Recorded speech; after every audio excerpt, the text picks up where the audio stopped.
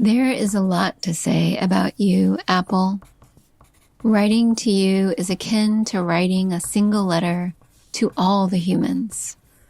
We have been tinkering with crossbreeds and capturing delicious wild seed spawns for thousands of years, leading to well over 7,500 varietals. Unfortunately, modern homogeneous tendencies have once again led us astray, leaving behind about 10 commonly consumed apple varieties. Easy to ship and store, very red or green, generally crisp and lightly sweet, yes. But gone are the nuances of the pinked flesh rubaiyat or the anise undertones of the sweet 16. The apples we eat today are fine. Our lives together as snack or pie sustain. Love letter worthy, though? I'm uncertain. Pink Lady and Fuji, please don't take this too personally. Lifelong friends, for sure. In Elizabethan times, women would often hold a slice of apple in their armpit for the day, a pheromone gift for their lover. The truest emotional letter held on the cells of a fruit. Apple trees have written these letters to us. They may require the heavy fog only produced on a mountain slope, the moisture of a riverbank, the need to be eaten directly from the tree or painstakingly stored through the winter. The question is, will we do the work to read them?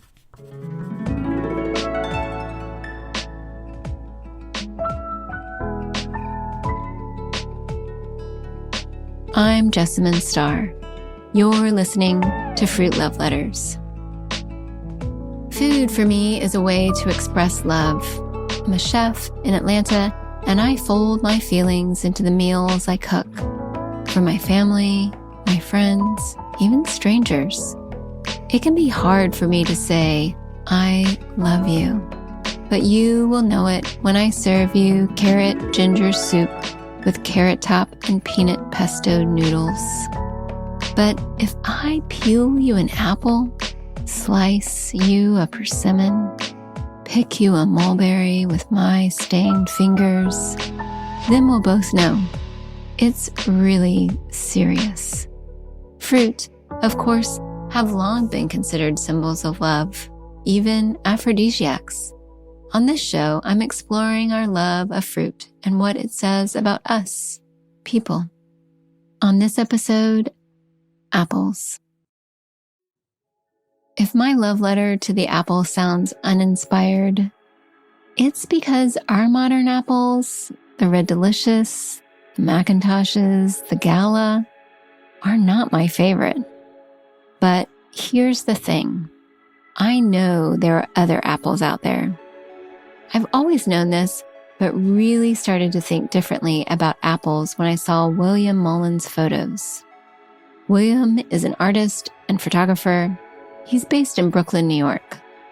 I have an ongoing project that started centering around apples called Odd Apples that documents all sorts of apple cultivars through photography portraits. The portraits he takes of apples are probably not what you think of when you think of a picture of an apple.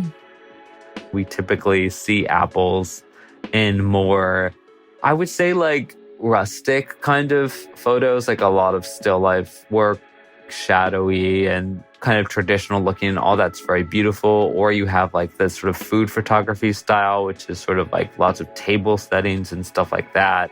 Or you see orchard photos. And, you know, it occurred to me that you really don't see fruit and apples specifically presented as art objects.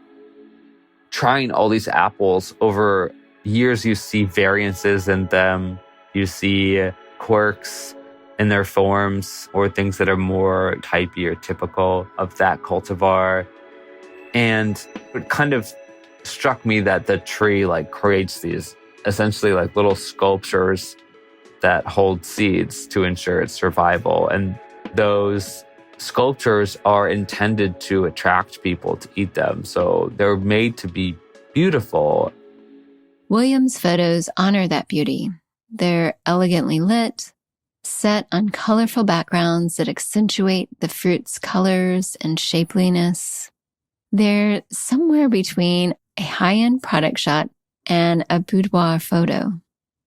I just thought it would be really fun to really capture them as art objects in a way that I felt encompassed, for lack of a better word, their character or mood or vibe. When I eat fruit, I'm tasting not just the fruit, but the sense of place it brings to my taste buds, the history of its propagation, spread, and evolution. In other words, it's not as simple as its flavor, because, in fact, I'm tasting its whole world. I can't separate them. It's like synesthesia, but every bite is a story. And William captures this perfectly in his apple portraits. I definitely feel like I make object, image, flavor, image connections when I eat things, and sometimes when I just see them. One of the things that keeps William interested in apples is a particular trait of the fruit. I learned that they were heterozygous and that if you plant an apple seed, you won't get the same apple, that you have to graft them. It just kind of blew my mind that, one, realizing that every apple in that store, all those seeds carry new genetic information, like they can make a new apple tree. They won't all do that successfully, but they have the potential. So that really blew my mind. Apples are like people in that respect. Every offspring is unique. We're all a product of our parents, and we share traits with them that have been passed down, but we also have our own unique traits as well. The extreme heterozygous nature was pretty unique to apples. It's just very, very extreme. They do not go true from seed and sometimes grow wildly different from seed. So there's an unpredictability to apples grown from seed, the potential for infinite diversity, a diversity that reflects place and environment and even human intervention. Because, of course, we've taken the apple's heterozygosity and we've selected for what we like. Bred apples for this trait or that one. William wanted to capture all of this in his photos. Although one might want to color it as more like our agency, I do see it as a collaboration between us and the tree. Because it's sort of a response. The tree is responding to our selection. It's always responding to its environment and manifesting itself differently wherever it grows. And then it can grow everywhere. For me, what I really love about apples is with a seedling or a grafted tree, in the city, you'll find them in graveyards, alongside highways, seemingly without proper soil and depth for their roots, and like someone's front yard along a fence. There's so many trees in New York City where I'm like, how does that tree have enough space for its roots? How is that soil deep enough? And it's surviving. It's producing a lot of fruit. It's just kind of astounding. Truly amazing in a very real sense of that word, what this species can do and how it collaborates and responds to not just us, but the other things around it that consume it and ensure its survival. I do see it as kind of like an ongoing dance in a way, an ongoing dialogue. He hopes his photos encourage people to embrace a wider array of apples. What I would love for apples and our relationship with them would for it to be true to its nature, that apples are heterozygous, that some apples grow better in some places than others. Some apples express themselves really well in certain localities. And there's a new apple ripening literally on a weekly basis when in season. And so when something's gone, it's gone unless you can store it and keep it well. But then there's something new and exciting on the horizon with a different flavor. There's so much diversity in the cultivar. The Malus genus has made so many versions of itself, both the genus and the species. I would love for all of those to be celebrated especially specifically within their regions, their localities. That's not how we think about apples now, but it could be. This culture of diversity and celebrating diversity and sort of a lack of expected uniformity or obsession over one cultivar over another. Maybe it's in our nature to do that, and this just is not possible, but this is the way that this species is and the genus is. The apple offering all of its myriad ways of being to us. I'd seen all the different apples at the farmer's market, sometimes on unidentified trees growing along country roads and in abandoned orchards. And I've tasted those apples too. I knew they were different, but I wanted a guide to help me understand how different they truly are. So I called Gidon Coll. My name is Gidon Coll. I live in New York. We have an orchard, 2-acre orchard in Columbia County, New York, about 120 miles from New York City, on my family's old dairy farm. And the orchard contains 150 varieties of apples. And the intent of the orchard is just to show how diverse apples can be. Gidon started the orchard about 10 years ago. His interest in apples stemmed from his business. I started a cidery 25 years ago called Original Sin, which is one of the first American modern-day ciders. I started with very little resources, going bar to bar in New York City in a truck at a time when people didn't know what cider was, or what knowledge there was oftentimes quite negative. And the intent was to market a dry cider. And through watching the industry grow, I've had the opportunity to meet many orchardists, and in such realizing that there are this whole spectrum of apples that can be used for cider and make much richer and more interesting flavor profiled ciders. So yes, he looks for interesting apples from which to make his cider, but he's just as invested in this tiny orchard he maintains, where the point is just to enjoy the apples.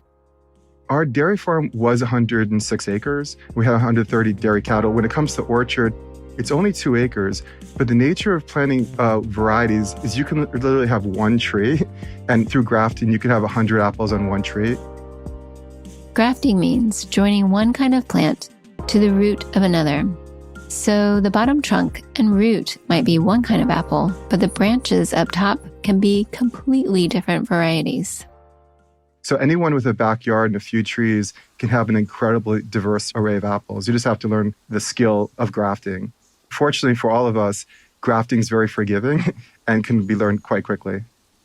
Gidon looks for apples for his orchard all over, but one of his favorite places is the U.S. Department of Agriculture apple collection in Geneva, New York. The USDA Orchards in Geneva, New York is a genetic repository run by the USDA in which they have 2,500 varieties of apples. Once a year, they open up that repository to the general public. I went up there for that one day 14, 13, and 12 years ago. You had a chance to walk through the rows and literally bite into apples and throw them on the ground. And through those visits, I was so blown away with just the history and the different varieties of apples. Would you tell me a little bit of that history? Yeah, so if you take a seed from an apple, that seed genetically is half the mother tree and half wherever the bee came to cross-pollinate it. I think in 2010, 17 universities around the world decoded the genome of the apple and discovered that apples have more genes than humans. They're actually more complex. Their genome is more complex than humans. That's where their heterozygosity comes from, that trait of the apple that William Mullan also admires. If you plant a red apple, it will not necessarily give you an apple similar to the original tree. So if you plant a Mac, it's not going to give you a Mac. A red apple can give you a yellow apple, a green apple, a large apple can give you a small apple. And as such, it said that only 1 over 10,000 seeds is where their propagation. What happened in this country, when the first settlers came to this country, they weren't advanced with horticulture. And rather than grafting, they planted seeds for the intent of making cider throughout the frontier. And by planting hundreds of millions of seeds, they developed a whole culture of American varieties. And it was said that in many ways, what occurred then was the greatest Western amateur genetic experiment in history because we were planting these hundreds of millions of seeds. There was the sheer quantity of seeds which led to great variety in the U.S. But there was also burgeoning specificity to the apples. There are apples that go back to our founding fathers. One is an apple called Hughes Virginia Crab, which is an apple that Thomas Jefferson grew in Monticello specifically for the purpose of making cider. Also, it was said in the early days of our country, the best cider in the country was made in New Jersey, and the best cider in New Jersey was made in Newark. The most famous of the Newark apples was an apple called the Harrison, which in 1822, in a book called American Orchardist, it's written that George Washington had a pint Harrison cider, and he deemed it better than Hughes Virginia Crab cider, which was Thomas Jefferson's favorite apple, which shows you two things. One, our founding fathers were drinking cider, and two, they were talking about very specific apple varieties, and what shows you just culturally how different things are. Gidon says there was this golden age of pomology in the U.S. between 1805 and 1905. Where a country was literally obsessed by the almighty apple.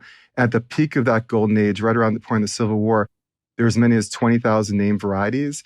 It was said that basically every town in this country had an apple they grew with civic pride.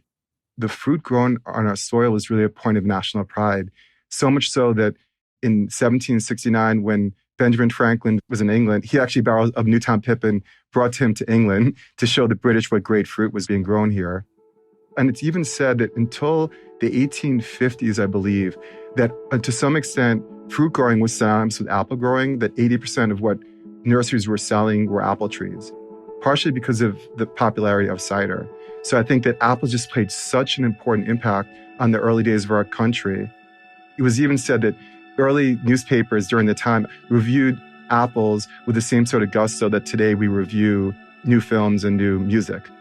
So it was really just sort of the way we thought about apples back then was very, very different than how we see apples today. Our love affair with apples fizzled out pretty quickly. From those 20,000 named varieties at the height of our apple mania, just a fraction remain in our orchards and imaginations.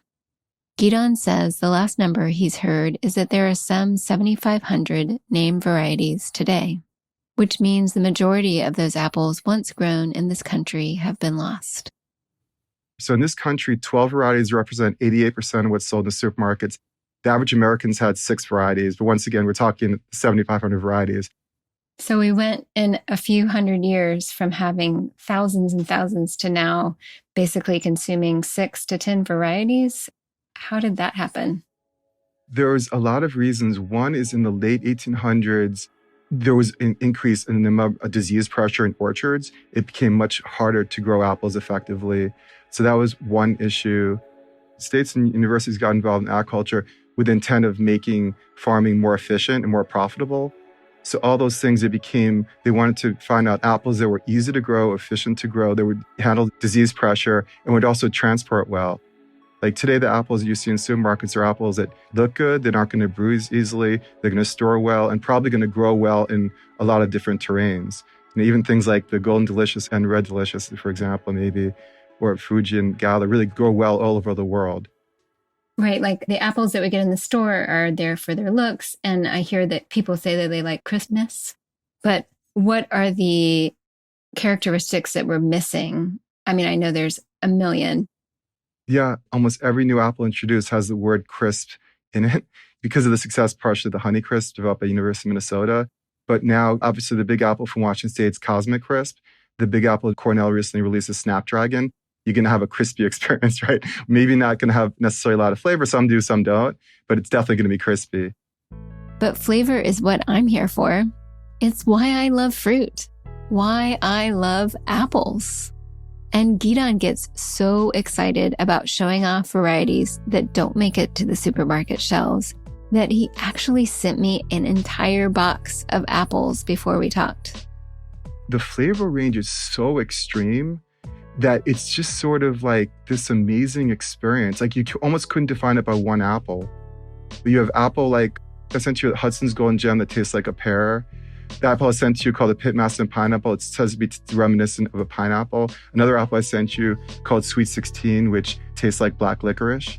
So these apples kind of go all over the gambit with what apples can taste like. I wanted to taste these apples with Gidon guiding me. Let's start with frostbite, which is a wacky one. All right. So University of Minnesota found a seedling on their experimental station where they're doing the breeding. It was so strange they didn't want to release it, and they called it MM447. And yet some of the most important apples that University of Minnesota has developed date back to this apple, including the Honeycrisp, which is MM47 is the grandfather of the Honeycrisp. Eventually, apple geeks were like, why is MM47 in every important apple you release? Actually, including the Sweet 16, which is the one with black licorice. You got to release it. So this guy named John Bunker in Maine is one of the real critical people in this industry, contacted the breeder from Minnesota, got them released it. Minnesota had a competition to decide what the name would be. And they called it frostbite because in order to survive Minnesota winters, you have to be very cold hardy. And it's said to be an apple you either love or you hate. But when you bite into it, it'll probably be an apple like nothing you've ever tried before. I could show you which one it is. Is it big or little, red or green? It's little and it's kind of reddish striped. It's quite small. It's one of the smaller ones. That is it, I believe. I believe that's it. Yeah. Gidon and I are talking by video from our homes. So I'm holding up apples from the box he sent up to my camera, and he's helping me identify what's what. It's either this one or this one. It has a pretty classic apple look. It's just small. It is small. It fits in the palm of my hand. It's red and and pretty classically red, but then it's got little cracks of yellow going down the sides. That simply has all the characteristics of a modern day apple, but it's small. In order to make store-bought apple, you have to be a very specific size. So even just the size alone is a major strike against it. But I think when you bite into it, you'll probably see just like how unique it is. So. Oh my. I have definitely never tasted an apple like that before. It definitely doesn't have the sweetness of an apple, but it's still very fruit-like. Like it still has the muskiness of a fruit. It's got some like molasses qualities too, right? Yeah, it has the sweet is more earthy than it is the light, what I think of an apple sweetness is. The average apple in stores is about 11 or 12% sugar. That one I would guess is probably 15% sugar, which is once again interesting for cider because it's going to make a little higher alcohol cider. The next apple is totally different from the first one. That one's called Hudson's Golden Gem. It's an apple like we were talking about with seedlings. It was an apple that was found in a hedgerow in Oregon. It was introduced, I think, in the 1930s. And people thought it was a pear, but it's actually an apple. And this is right now our most popular apple. It almost tastes like a Basque pear. It kind of looks like an Asian pear, except in apple shape. Yeah, and it's got that crazy conical size. It's said to be one of the largest of the russets, probably one of the best for eating. Okay, I'm going to try this one. And again, it's got a bit of a rough skin, but I would still say a pretty classic apple shape, except for it being brown in color. That's the only thing that is different. And it's more of a yellowy brown, really crisp, really white on the inside.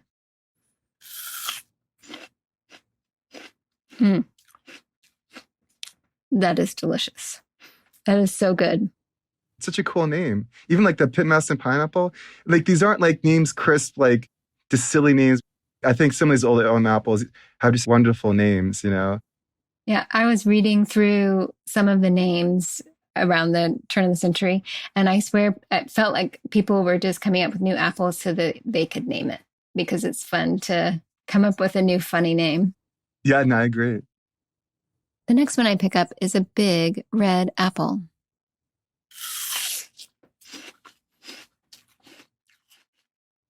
The parentage of that apple is Northern Spy times frostbite. And actually, you want to talk about the history of American apples. Northern Spy might just give you a sense of just how rich a legacy of tradition of our country's obsession with apples can be. Northern Spy originates in East Bloomfield, New York. If you drive into the town, it's about 40 miles from Rochester, I believe. If you drive into the town today, you'll get a sign that says East Bloomfield, New York, the home of the Northern Spy apple. That's how proud they are. And if you keep driving, you'll find the spot of the original Northern Spy tree, and there's a monument up. It says, this is where the original Northern Spy apple stood. Just a sense of like that we once were just so proud of the fruit grown in our country. And that's just like a perfect example of it. We end up going through half a dozen apples, and each one is different. Each one has its own story, look, and taste. It's amazing that all these fruits are called apples. Honestly, the great thing about it is that like almost every apple, especially these heirloom apples, have a point of origin and a reason for propagation and a story behind them. And it's partially the beauty of the stories, which makes them so special. And in many ways, the story of each individual apple as a greater picture is really the story of our country. So like when you're delving into these apples, you're delving into anything from Thomas Jefferson's journals and George Washington journals to Benjamin Franklin traveling to Europe, to Thomas Jefferson writing letters back from France saying, there's no apple here that compares to our Newtown Pippin. I mean, it goes on and on and on. So it's that richness of the story, which is so amazing. And unfortunately for us, that history has really been lost. Gidon is doing his best to revive some of that history. It's funny because I've been doing little tours of our little orchard. I'll stop at each apple and tell the story. And the tour goes on longer than it should because each apple has a story, you know? Yeah, I do tell the stories often, but I just feel like a duty to do it. I just kind of wanted people to be connected with it. Thank you to Gidon Coll. I loved the box of apples you sent. I ate every last one of them. And also, thank you to William Mullan.